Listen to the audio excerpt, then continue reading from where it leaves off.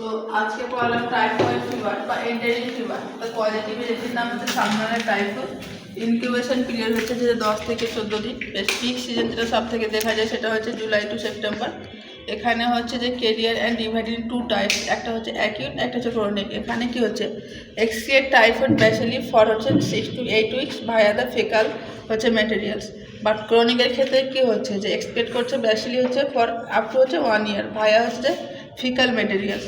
এখানে source of infection হচ্ছে যে প্রাইমারি সোর্সের ক্ষেত্রে কি হচ্ছে যে ডাইরেক্ট কন্ট্যাক্ট আছে স্টুলার ইউরিনের সঙ্গে, দেন হচ্ছে যে অ্যাফেক্টেড পার্সন।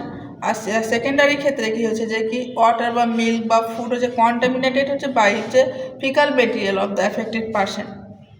দেন হচ্ছে মোড অফ ট্রান্সমিশন হচ্ছে এখানে হচ্ছে ওরাল রুট বা ইউরিন ওরাল রুটের মাধ্যমে কী হয় ছড়ায়। এখানে যে অ্যান্টিজেনগুলো থাকে যেমন হচ্ছে সোমাটিক অ্যান্টিজেন ও বা ফ্ল্যাজেলাইজ অ্যান্টিজেন এইচ বা ক্যাপসুলেটেড অ্যান্টিজেন যে হচ্ছে V.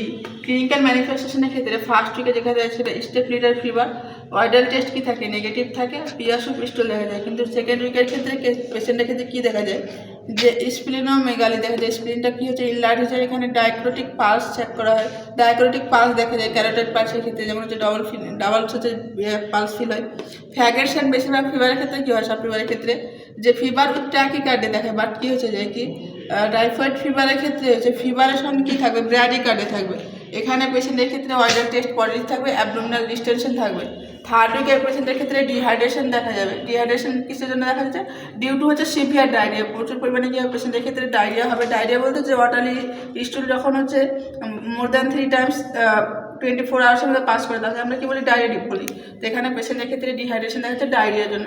Most common complication in third week হচ্ছে যে ইন্টেস্টাইনাল পারফোরেশন পেশেন্টের ক্ষেত্রে দেখা যাবে। ডায়াগনোসিস টেস্ট করলে আমরা ফার্স্টে আমরা উইকে যখন টেস্ট করবো তখন কী করতে হবে আমাদের ব্লাড কালচার, কারণ কী হচ্ছে ফার্স্ট উইকে কিন্তু ওয়াইডাল টেস্ট হচ্ছে নেগেটিভ আসে। অ্যাগ্লুটিনেশন টেস্ট হচ্ছে সেকেন্ড উইক, স্টুল কালচার হচ্ছে থার্ড উইকে করতে হবে, আর ইউরিন কালচার হচ্ছে 4 উইকসে করতে হবে।